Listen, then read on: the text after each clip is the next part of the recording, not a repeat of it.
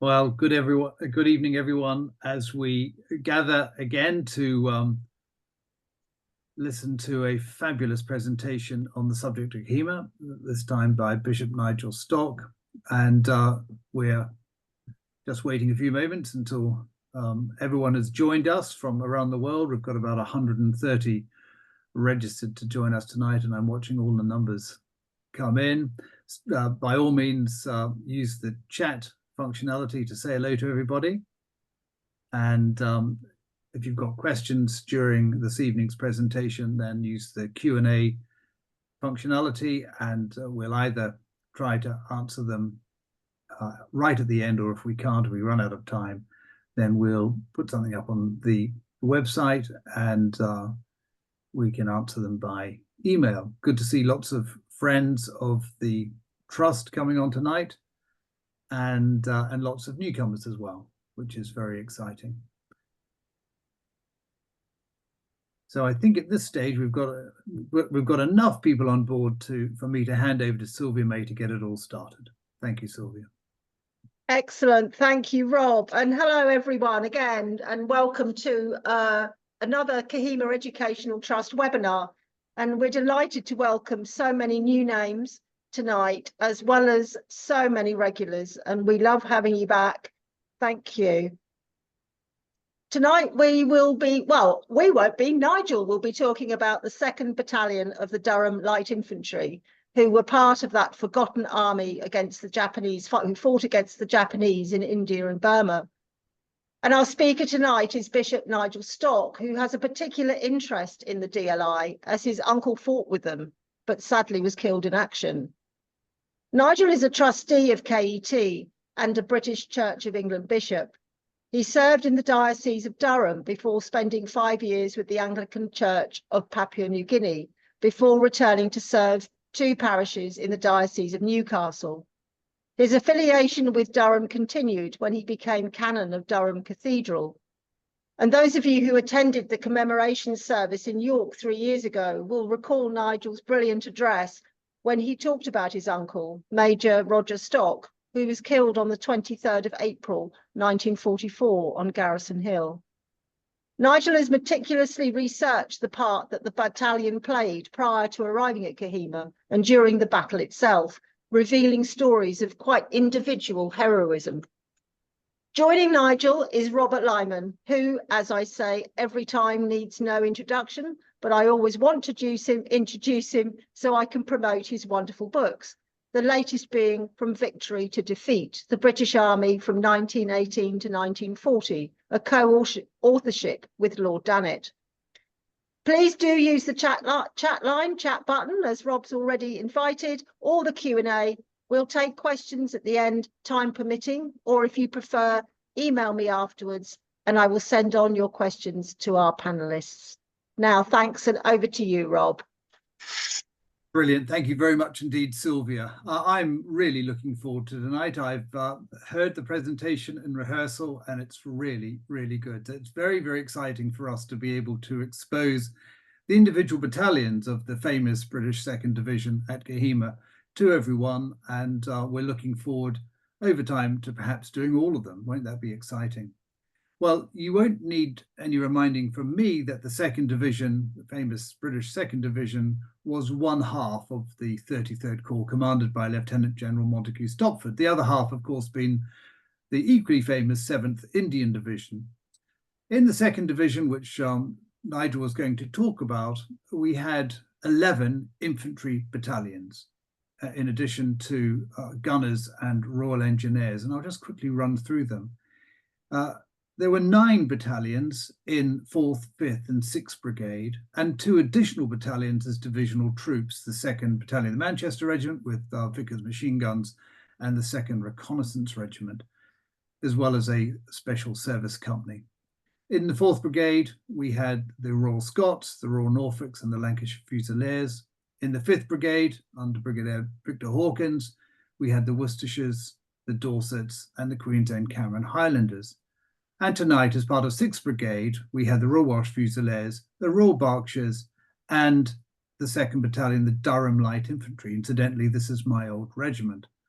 And it was 6th Brigade's task to remove the Japanese from the Kohima Ridge once the siege had been brought to a close between the 18th and the 20th of April.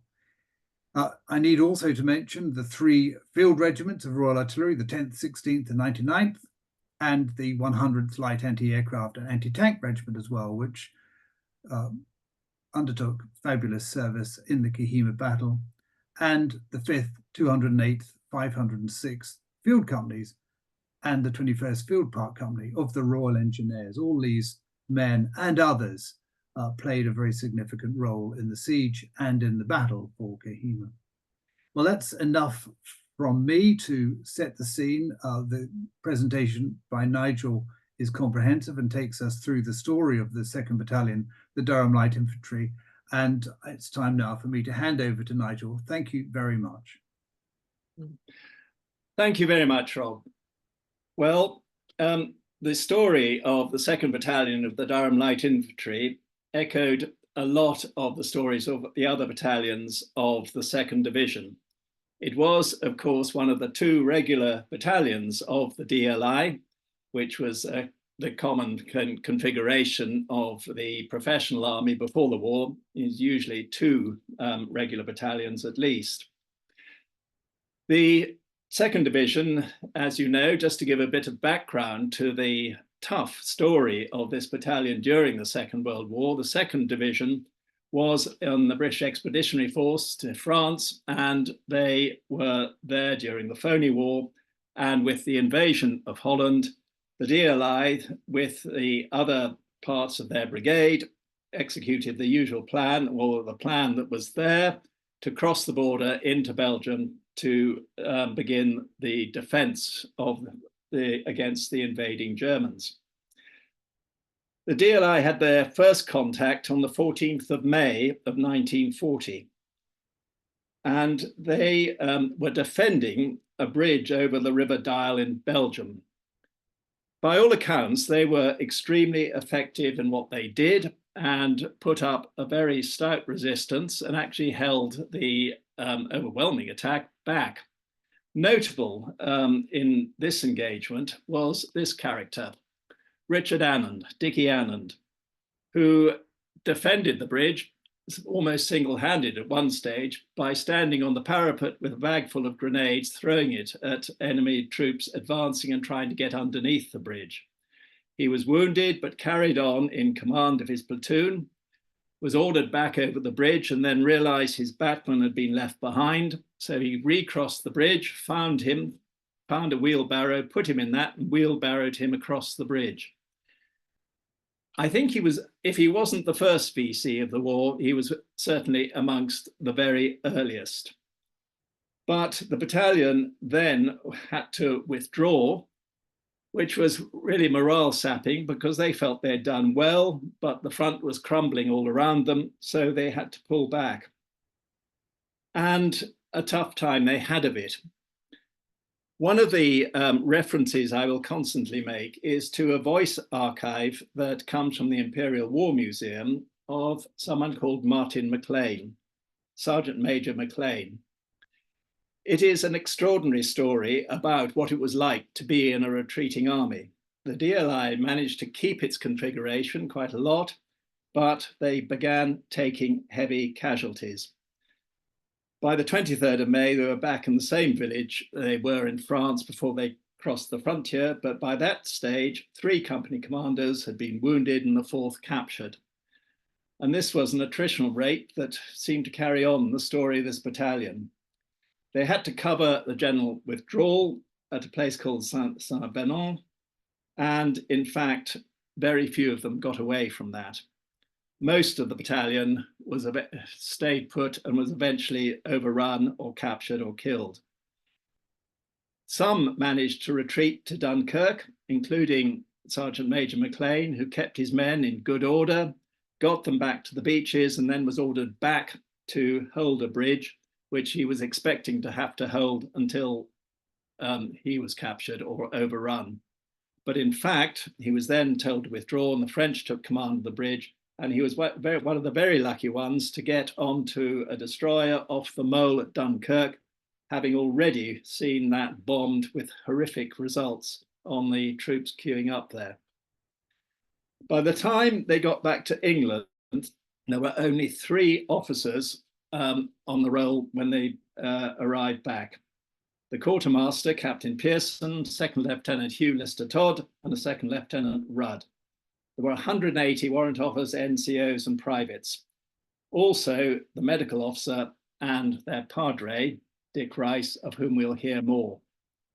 So it was a pretty thin battalion.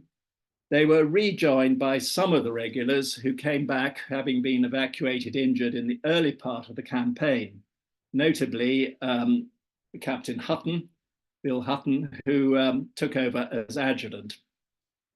This was a battalion that had to be rebuilt.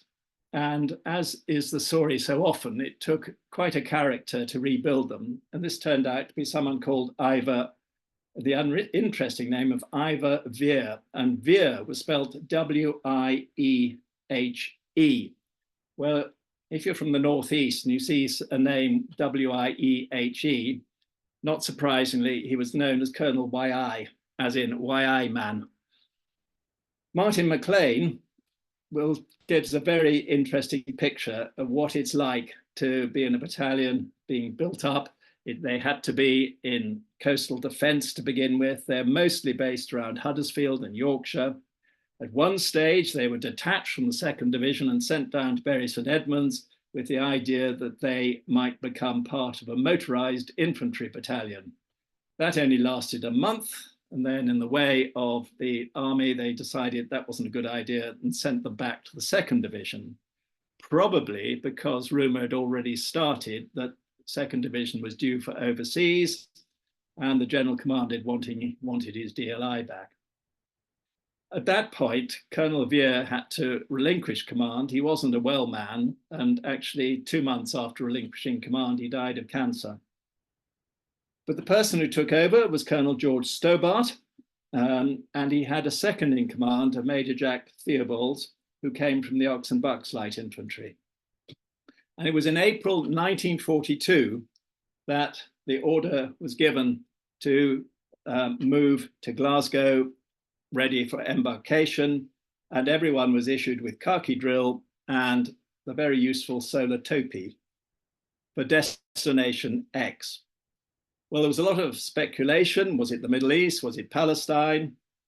And it wasn't until after they left Cape Town, having been allowed off the ship for a short period, that they discovered it was India. They speculate that actually there'd been a lot of toing and froing about where the 2nd Division had gone. And Martin McLean particularly was convinced that the Indian government wasn't particularly expecting them. And he often felt that they were at the bottom of the list for stores and everything else. Whatever it was, they arrived in Bombay and then went to Ahmednagar, and this was to be their base for their training. And we have here the officers of 2DLI at Ahmednagar. Here is Colonel Stobart, there is Major Theobalds, and one of the Lister Todd brothers is there, and 1 or 2 others who will feature in this story later on. Perhaps notably, Francis Greenwell here, who was then a young lieutenant, Sean Kelly, who became a company commander, Tank Waterhouse, William Waterhouse, known as Tank because of his surname, who had joined as a national serviceman and as a 2nd lieutenant, and who already by this stage was a captain. Up here is the same padre they had in France, Dick Rice, and over here is my Uncle Roger Stock. This was the battalion that then had to train for jungle warfare. And I think by this stage, with all the setbacks in Burma, the realization of the necessity for hard training and jungle training had really sunk in. Here we have the sergeant's mess. I apologize, it's not the best photo. It's only a photocopy, a photo of a photocopy. it was wrongly labelled in the place I took it as coming from 1943, but actually George Stobart is still in command here, and that's Captain Hutton, Bill Hutton, who was the adjutant at that stage, became a company commander. And over here, there is Martin Maclean, Sergeant Major Maclean, who is a difficult person to pick on until I've long last found a decent photo of him after he'd grown rather a bushy moustache. But his voice archives tells you so much about the campaign and what it was like to get this battalion into a fit state to take on the Japanese. Now, there's great plans that the 2nd Division was going to be involved in a seaborne operation down the west coast of Burma. And the DLI in particular went in for a lot of training to be a force coming off landing craft onto the beaches somewhere around the island of Akyab. The training was quite tough. They went to several places to do this. And unfortunately, at one of them, at Johu, where the training was in a tidal area, Hugh Lister Todd, who had survived France, was drowned. His brother, who was second in command by that stage, was a senior major in the regiment, spent the whole night looking for his body. So training was tough. And in fact, Martin Maclean tells of one part of the training was to try and approach at night an Indian village, not to rampage through the village, far from it, but to see how close you could get by creeping up quietly before you set the dogs off barking. This is all very well, but what they forgot to take into account was that there were wells near these villages, which didn't have a wall around them. And one sergeant fell headfirst into one of these and was drowned. So the risks of training and the difficulties of training in jungle were constant. But they were tasked with this job of possibly coming down the west coast of Burma and doing a landing somewhere around here, around Akyab. In the meantime, there was going to be a thrust down into the Arakan, which was the first of the Arakan campaigns. And this is 1943. So the 6th Brigade was detached from, 2 DLI was going to attack Foul Point on the Mayu Peninsula by sea. But then all that got cancelled, notably because the landing craft were wanted elsewhere. Actually, they were wanted for the invasion of Sicily, and they were all removed from the Far East. So 2 DLI was then put under command of 14 Div with 6th Brigade and had to walk their way from their base. They had originally been at Chittagong, but they had to make their way down towards this part of the west side of Burma, notably to the Mayu Peninsula, where they came near the notorious part of the peninsula near the village of Donbike. The only seaborne operation was carried out by Lieutenant Terry Bardell, who had 2 motor launches to raid Mayabon, which was 50 miles southeast of Akyab. So he was way down here somewhere.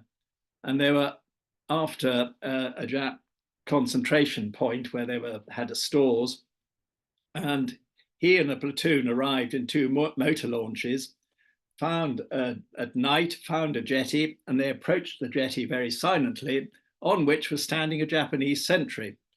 They got nearer and nearer, and they had a Royal Navy crew, believe it or not, on these 2 launches, and one of the sailors couldn't stand the tension any longer, so shouted at the Jap, "Throw us a rope, will you?" Much to their surprise, he did, but he didn't last much longer. They got ashore, they raided the supply base, caused havoc, blew up a post office, various other things, and managed to re-embark without any casualties. A nuisance raid rather than anything terribly effective. But by the 2nd of March, the battalion and the brigade were down here near Donbike. By this stage, their company commanders were Sean Kelly, Robert Allen, Bill Hutton, and Phil Kelly. They had a tough time here. They were ordered into an attack on the 6th of March in support of the Royal Welsh Fusiliers. Poor Bill Hutton, who had been wounded in France by a mortar fragment in the knee, was wounded again by a mortar fragment in the same knee and had to be evacuated. He was commanding C Company. Lieutenant Francis Greenwell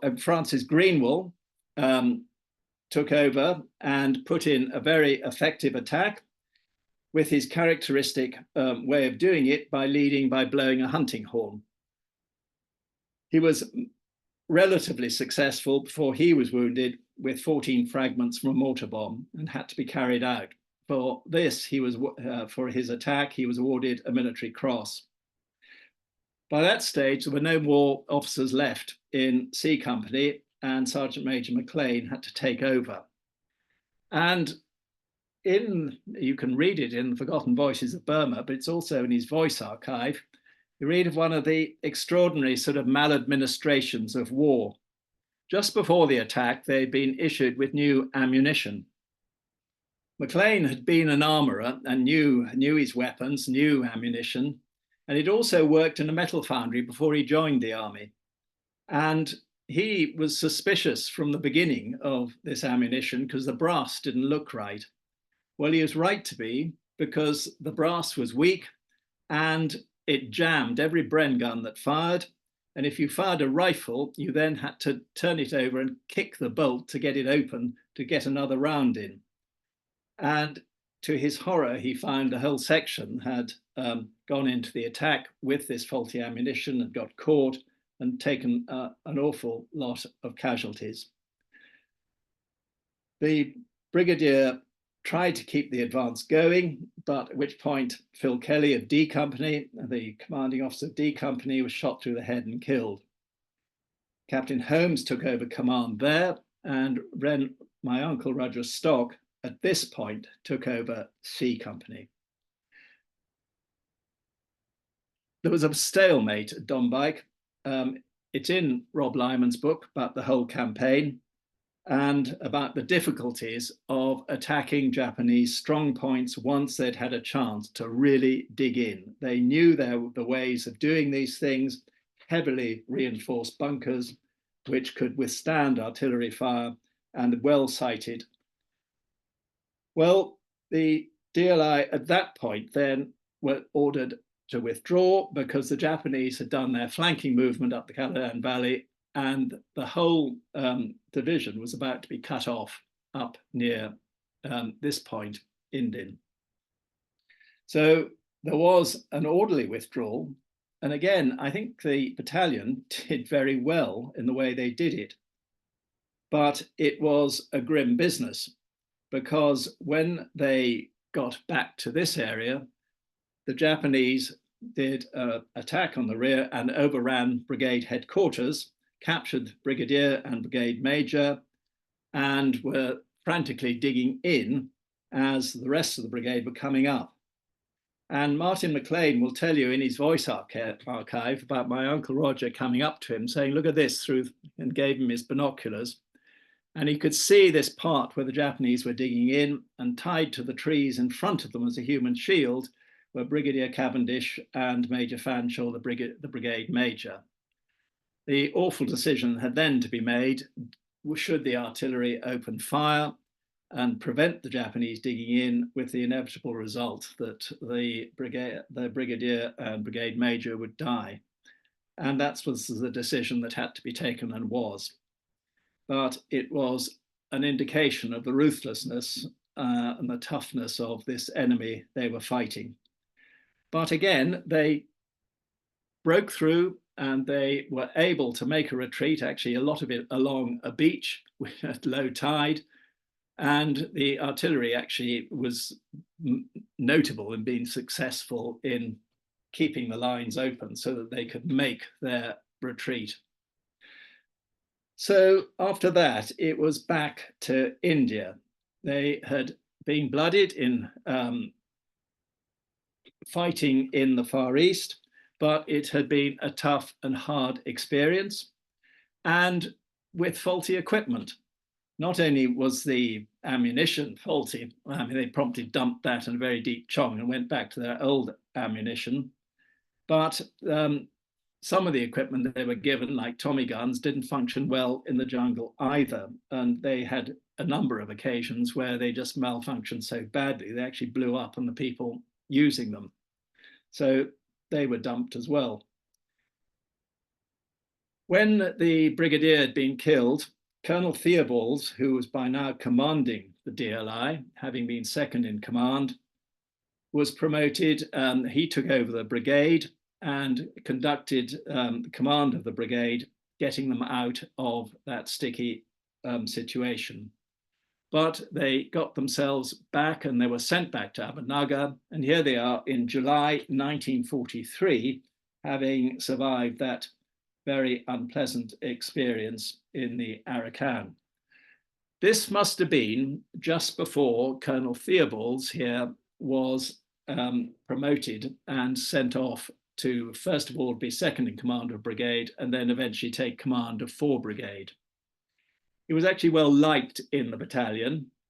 And Martin McLean tells of one instance when they were doing all this endless training for seaborne operations, about when they were coming in and one heavily laden soldier misjudged where they had got to, stepped off a landing craft and disappeared into deep water.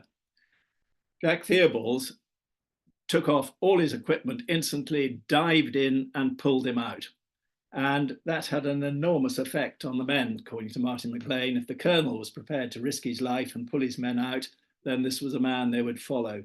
So they were sorry he went, but he was replaced by Colonel Brown, Jack Howell Brown, who was of the DLI. And it was his job now to take this battalion, which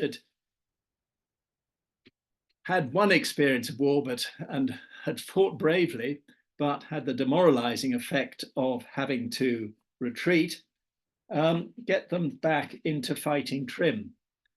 Now, amongst the other things that you were fighting at this time was the debilitating effects of climate and malaria. And if you think about it, the malaria could be devastating on training and everything else. The records show that 300 men in the battalion got malaria once, 50 got it 4 times, and 2 managed to get it 9 times.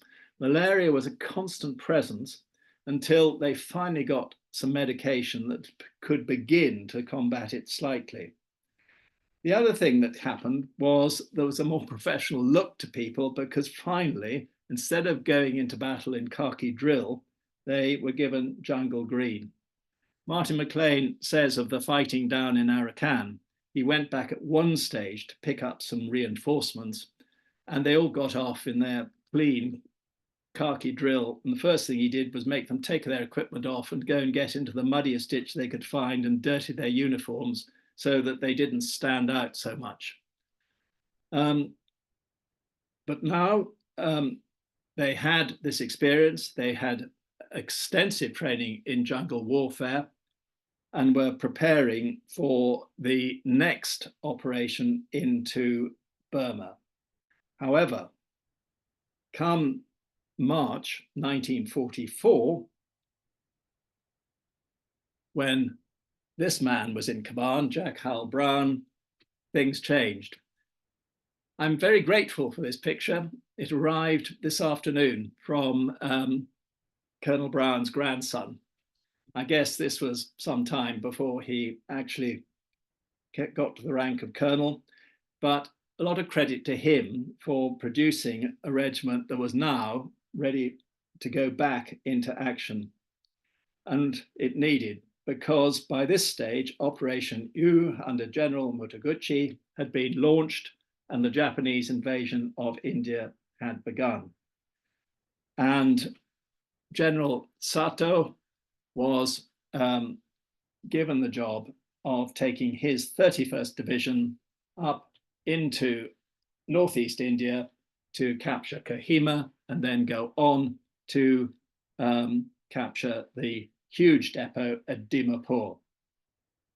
Meanwhile, in the south, of course, Imphal was the target for Mutaguchi and the rest of his army. There were 3 infantry regiments in the division that attacked Kohima, 58, 138 and 124. And the only thing that delayed them was the 2 actions at Sangchak and Jessamy, where the Japanese couldn't resist the advance to have a go at the enemy, and so didn't get to Kohima as quickly as they might, which gave some chance to get a garrison into Kohima.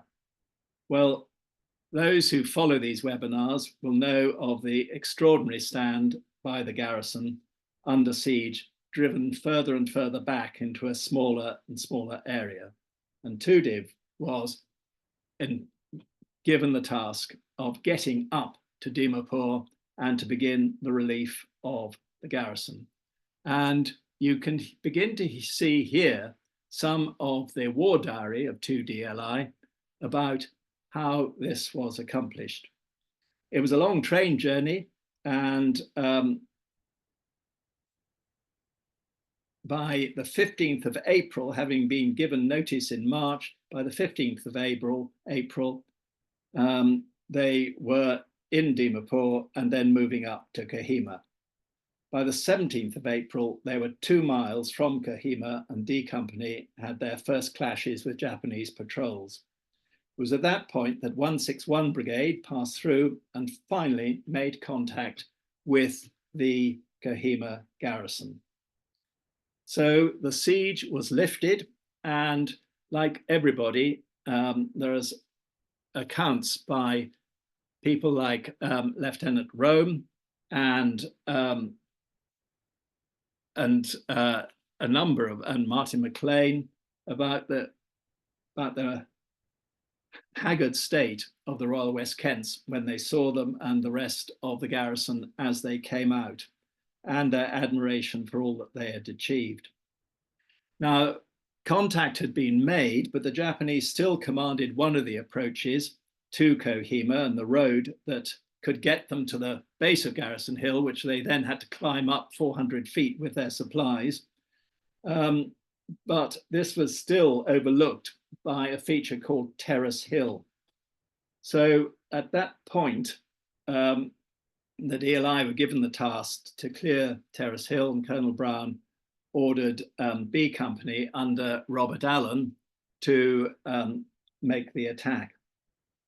And this happened on the 19th of April, and the record is just down here at the bottom of the war diary, B Company. And it's like all these things, in a few lines, it tells a story of something that was really quite dramatic. Because by now, Robert Allen, who'd had an experience of war fighting the Japanese, wasn't going to do a bullheaded frontal attack. He kept the Japanese heads down with all his Bren guns and sent up the remaining sections, one on each side of them, and they both came in from the sides and were extremely effective and cleared the hill. And just as he was beginning to organize his all-round defense, Robert Allen got caught by machine gun fire and was killed. His last words, "Well done, B Company." Well, they'd cleared Terrace Hill, so now they then had to move up to Garrison Hill. It was here that the slog of getting up there is recorded by Pat Rowe, 400 feet, pulling everything up. Here's Robert Allen killed in action on that attack. And then you get this story of what Garrison Hill looked like. The one common thing they all say, Martin McLean, Pat Rome, and later a very interesting account given by someone who came up much later, Private Henry Manning, whose family got in touch before the seminar. The one thing they noticed was the dreadful smell, gut-wrenching, stomach-churning smell of dead bodies everywhere. the signs of parachutes hanging in the trees, and the general chaos around. Some attempt was made to clear up a bit, and the parachutes were pulled down and piled up, which was to cause a problem later on. But basically, onto the hill came 6th Brigade, and here is Garrison Hill, remembering this was the place to which everyone had been pushed, and the DC's bungalow to the right, under occupation by the Japanese by this stage. And the perimeter was held here on the right by the Royal Berks, and to the south, to the west, with the DLI. This was meant to be the moment where the pushback started, and DLI was tasked with going on to FSD Ridge from here, from Garrison Hill, which meant attacking from the south, going up on past Cookie's Picket, and it was then called onto FSD Ridge.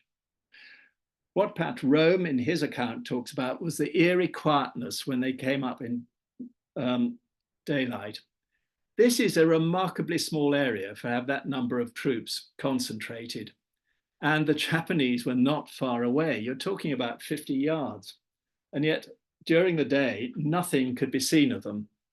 And they kept very quiet for the first night. D Company were told that they were going to have to make the attack. And so they were pulled back, and C Company went into the forward positions. For whatever reason, the attack was postponed. And then just at that moment, whatever the plans were, the Japanese attacked anyway. They came in, I think it was 124 Regiment, en masse at 2:30 in the morning. It was, first thing that happened was a heavy bombardment and a lot of phosphorus shells. And by that stage, my Uncle Roger Stock had gone forward to the command post. He had sent his Sergeant Major back to get some sleep. He was back behind in quite a deep dugout, and phosphorus started pouring into it, and he had to be woken up. He was in such a deep sleep, found his arms covered in phosphorus, got out of the bunker, desperately tried to rub the stuff off with dirt, but his deep penetrating thing, and he had very serious burns all up his arms and hands and his legs. But he was determined somehow to keep going, and by that stage, the Japanese were hurtling forwards. Their technique was to come forward with people first leading by throwing grenades, bags of grenades, and they were followed by troops with rifle and bayonet. The constant story of Japanese grenades is how people could see little blue lights coming towards them. They got some idea of what was coming at them. It was chaotic. Tank Waterhouse, who had gone back into his rear position with D Company, was woken up by all this.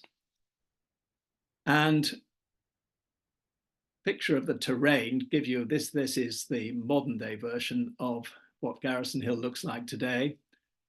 He was further back, but woke up, thought he could turn over, but realized he couldn't, and eventually got up and began to organize reinforcements because he realized that C Company was being overrun. And in fact, by this stage, the first two sections had been.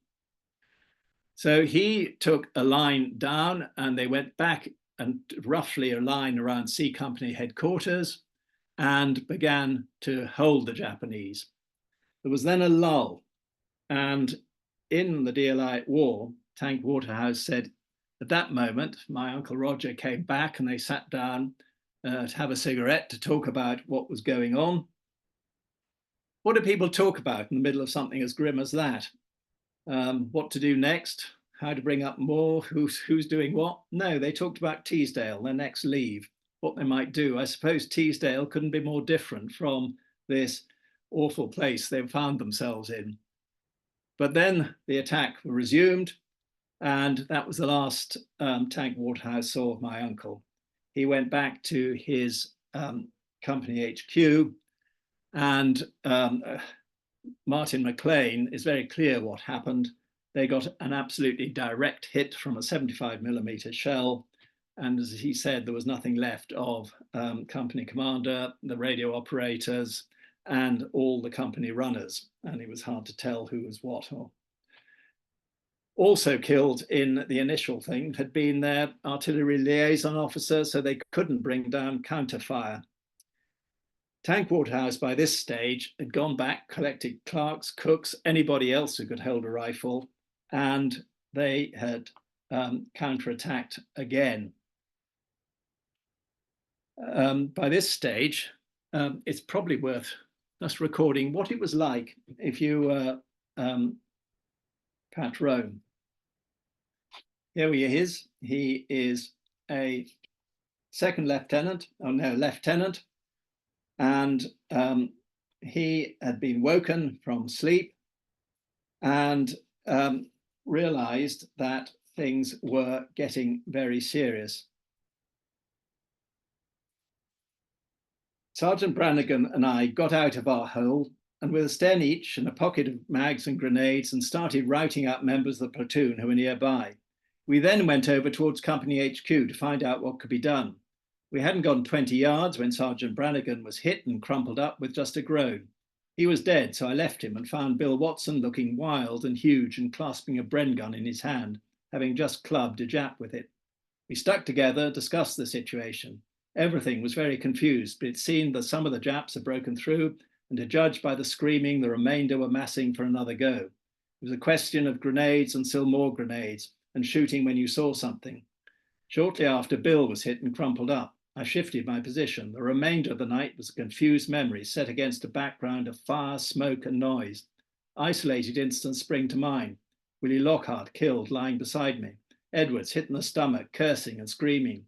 Corporal Worthy lying out in front and shouting, "Mr. Rome, come and fetch me, I'm blind," dragging him back. Snowball, James X. Batman, shouting with both legs broken. All I could do was drag him along the ground. Poor chap, he's in hell. Standing up, lying down, walking and crawling, throwing grenades, more grenades, keeping the bastards at a distance, watching their grenades coming over, little blue lights sailing through the air, then down and bang. I stood up and smack, I was knocked round and found my arm hanging limp and useless and numb. I believe I said, well, never mind, hit it again. I thought he was broken, but he didn't hurt, which was fortunate. I crawled round with it hanging for a bit, then got a rifle sling and hung it in that around my neck. After that, I couldn't do much except with my left hand. We're lining the backs of trench roofs and keeping our eyes skinned. Hold it was a cry as soon as the screaming died down and signified another attempt to break through.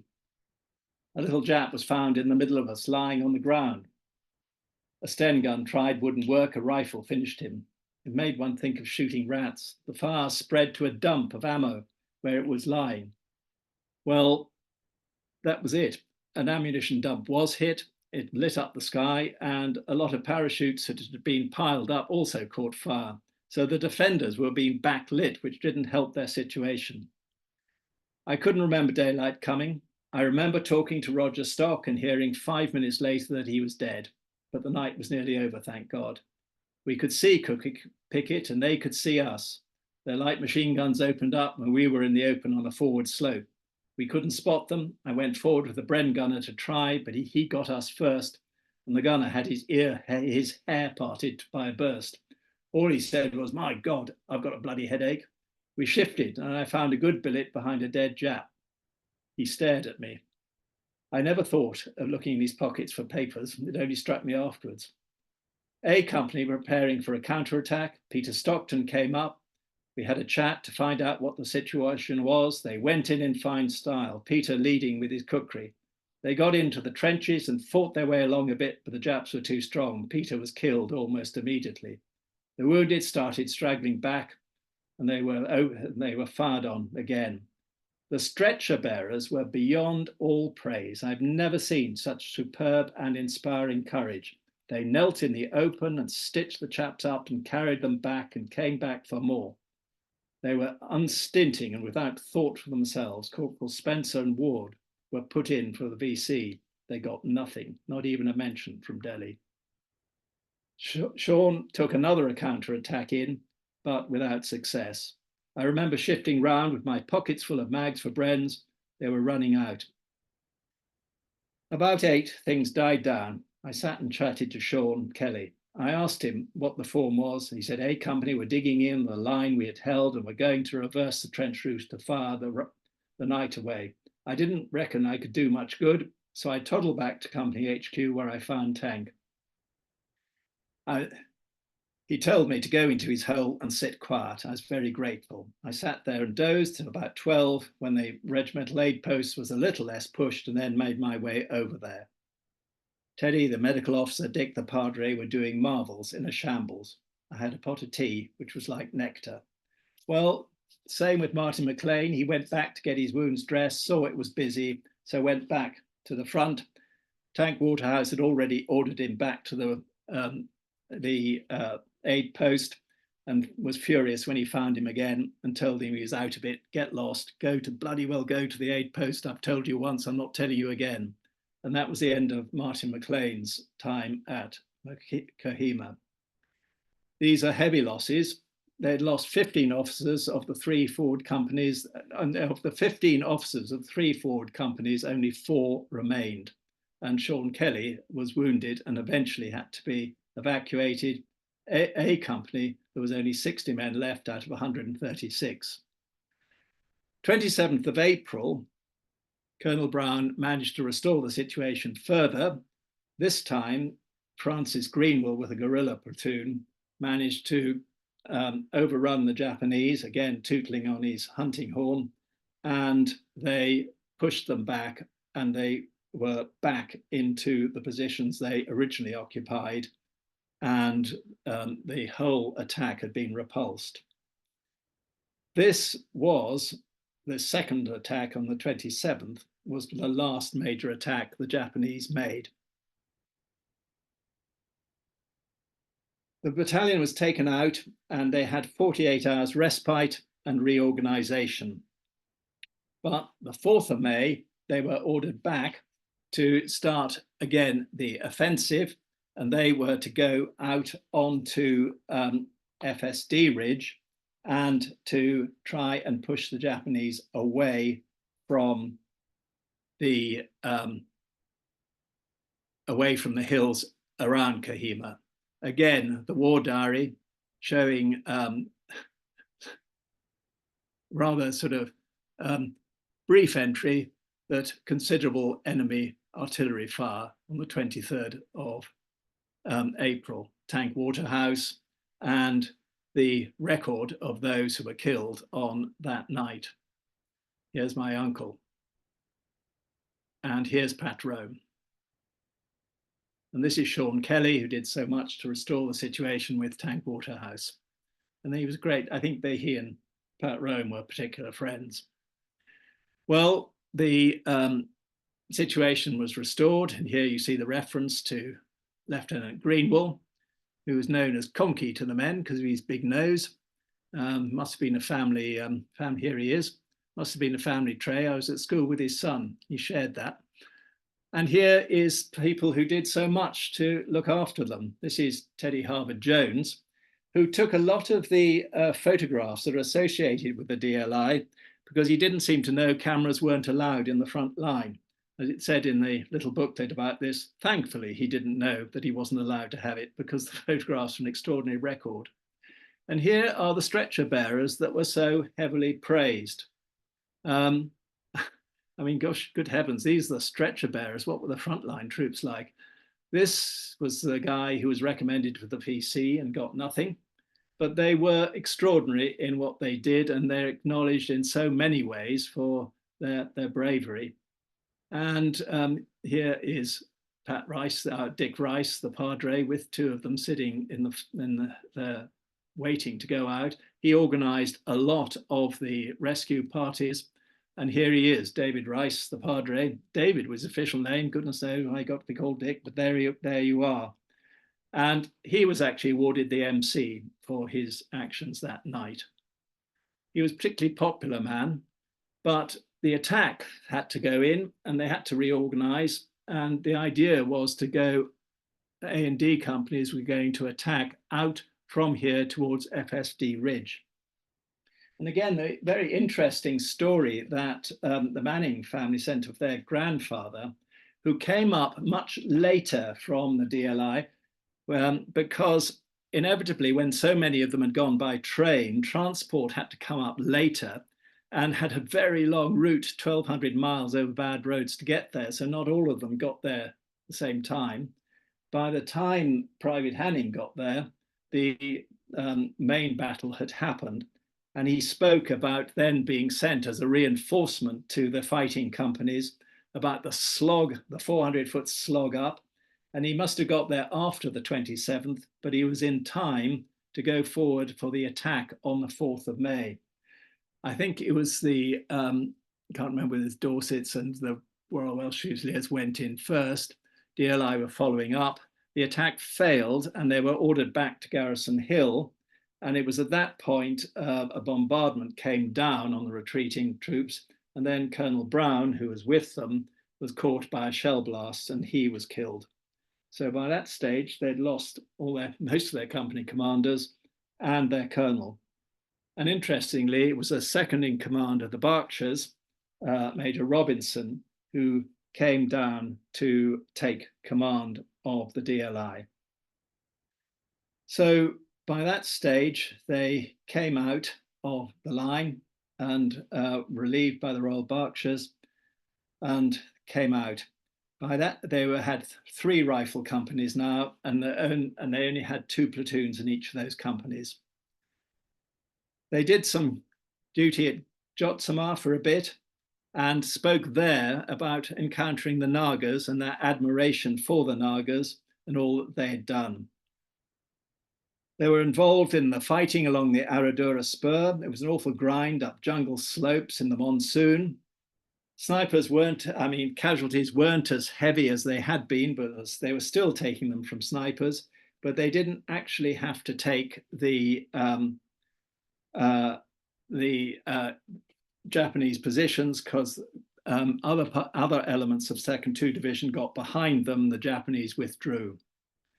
What then happened was that the DLI were involved in the move towards Imphal. And that's quite a story in itself. I mean, there's so much more that could be told, but what's particularly the story at this time is, of course, what went on at Kohima and quite what a grim time they had. Here they are up near the Aradura Spur, and you've got Francis Greenwell here talking to Tank Waterhouse, who by this stage certainly knew his trade and was displaying his usual fearlessness, hands in his pockets, no weapons, not even a tin hat in his head, but organizing people around. Here's the cemetery, which was as it was shortly after the battle. But the DLI were on the road to Imphal, and I think it was at 108th milestone that they encountered the first elements of troops coming out from Imphal. Again, Sean Kelly gave a talk about that, which you can find in the DLI War. The advance continued, and apart from an exchange of shots with some Japs clearing off over the hills, we got to milestone 108, journey more or less uninterrupted. Then the tank spotted more movement away forward, where elephant grass gave way to trees and began to brass it up properly.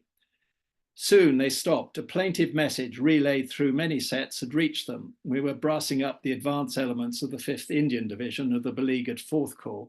Imphal was relieved. We sat alone in the sunshine and smoked and ate. Soon the staff cars came purring both ways. The road was open again.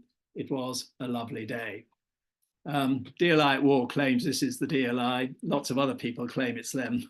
I'm sure it's the 17th Indian Division. Who the others are is open for debate. Well, this is the cemetery at Kohima now. Here's Colonel Brown's grave. And here is his memorial in Branspeth Church. These are my uncle's campaign medals, which were given to the family. And it was Bob Cook at the Kohima Museum showed me something I'd never seen before, which was a letter from my grandfather to my uncle's batman, Private Williams, who had taken upon himself to write to his officers' parents, which clearly moved them immensely.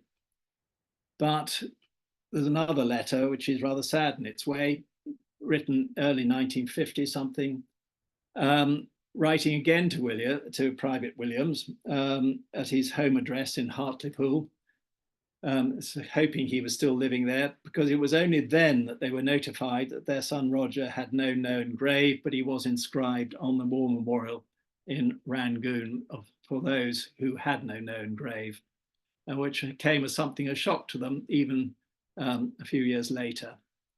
But this is part of the brutality of the war. Here we have the DLI memorial. I'm told by the gentleman on the right that it's now been repainted and is in much smarter condition. It's up there on Garrison Hill.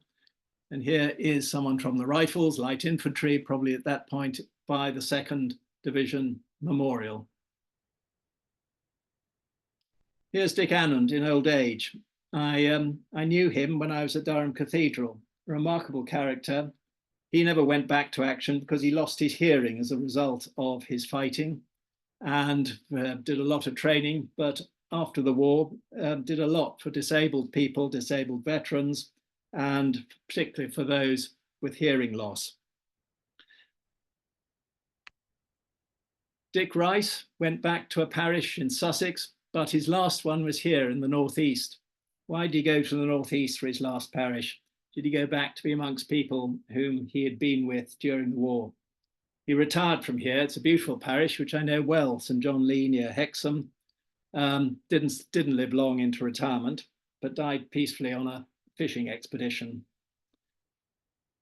The DLI did have further action in Burma, and eventually were taken back for their long-awaited seaborne operation. Were actually loaded on ships this time to attack Rangoon, but Rangoon fell before they got there, and they were able to just disembark peacefully in port and march to barracks. They were asked to represent 2 Division in the victory parade in Rangoon. And I suppose I do have this little dream that perhaps they disrupted the parade because they were going at light infantry pace and nobody else was, but who knows. Martin McLean lived to a ripe old age, his voice archive being one of the classic bits of history of the war, what it was like to be a regular soldier and to train up so many people as national servicemen. And I met him once. When I was on the staff of Durham Cathedral, where he turned up as a Chelsea pensioner. And I introduced myself. There's one point in his voice archive where he gives himself away. As a professional soldier, he was rather skeptical of officers when he came back from France, and was quite fed up about the lack of information he'd been given. By the time he was in the Arakan, he had a very different opinion, because he was working with a group of officers who shared all the privations of the men. They didn't leave them. They were with them in the field. They talked to them. They knew them. And his interviewer asked him one point, well, did you like your company commander? And he suddenly let slip, oh, I thought the world of him, which he didn't often let his mask down. But he was very pleased to meet someone with the surname Stock. And the one thing he did tell me, he said, you know that bit they tell you when he was sat down with Tank Waterhouse and had a cigarette? Well, I'll tell you, Tank Waterhouse also had a bottle of whiskey, so at least he went back happy. Well, acknowledgements, DLI at War, of course, by David Rissock, who actually I think is in the first photograph of the officers in Ahmednagar. Forgotten No More by Stephen Shannon, 7 Days at Kohima by Pat Rome. There's the Edwards Mats, Rob, of course, for his work. Ted Shields, Secretary of the DLI Association. Jim Tuckwell's remarkable website, DLI 1920 to 1946, where families have given him so many photos and so much information where you can see much, much more of the bravery of the DLI, all those who are commended for military medals. Martin McLean's voice map, and of course Garrison Hill photograph. DLI motto, it's very simple, faithful. I think they were. Thank you.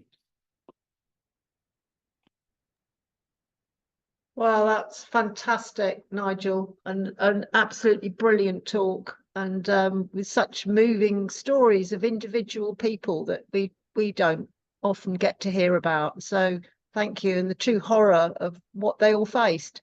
It really does, you know, bring it home to us. Rob, do you want to take any questions? I don't know whether there have been any tonight yet. Not really. Why don't you carry on, and then we'll pick something up at the end. Pick any questions up at the end. This is your opportunity if you want to put something in the Q&A, if you've got any questions for Nigel. So there's a slide on the NAM event coming up on the weekend, and I know that many of you have already signed up to this, but this is just a little reminder. This is your regular plug, by the way. We're holding a weekend of talks at the National Army Museum on the 20th and 21st of April. Thanks to Rob, we have a wonderful lineup of speakers from Fergal Keane to James Holland, and of course, Rob himself. You will also be able to meet and mingle with all the speakers over the weekend, or on either the Saturday or Sunday if you come just for a day, as well as enjoying the company of like-minded people. And of course, we'll be there with our shop and display. There will be reenactors. I'm hoping the Gurkha Museum will be there. So there's lots to see and do. Rob, Fergal and James will all be signing copies of their books. And of particular importance, we'll be launching the wonderful new talent Hannah Watson, who has written a children's book entitled The Jungle War. Rob will be interviewing her, and she will be also signing copies of her book. Don't forget, we have lots of 80th anniversary poppy pins for sale, as well as a wide selection of Naga crafts and jewellery. I'm about to go to Nagaland, and I'm planning to restock the shop if I can persuade enough people to carry things home in preparation for the NAM weekend, and of course our York event in July. And as you know, all of Rob's books are also available on our website. So thank you for listening and staying with me for the plug at the end. Our next webinar will be on 25th of April, when Charlotte Carty will be taking us through the epic 78-mile walk from Jessamy to Kohima that she and others, including Rob Lyman, are embarking on in 2 weeks' time. We wish them a lot of luck and success. Join us then. Good night.